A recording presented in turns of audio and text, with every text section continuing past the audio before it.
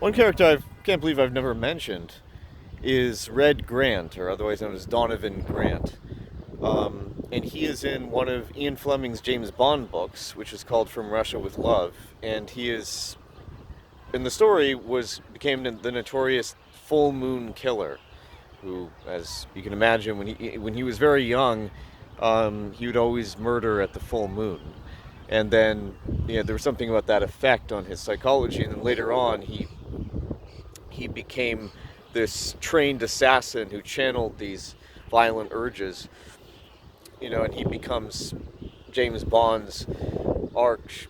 He becomes James Bond's nemesis in this novel, and I think one of the reasons why he's haunted me for a while is because I think he represents something that I have been discussing in regard to the psychology of AI versus the psychology of human beings. Um, and the ways that in literature sometimes those lines can sort of blur dangerously.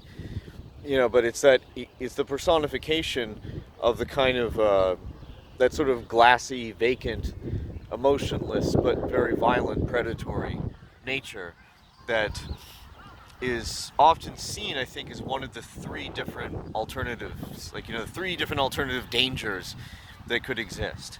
One is that you imagine that the AI become servile and naive, and in the other case they rebel, and then the third is that they might serve the system, but their personality, their inner character, is not necessarily weak. It might be dangerous.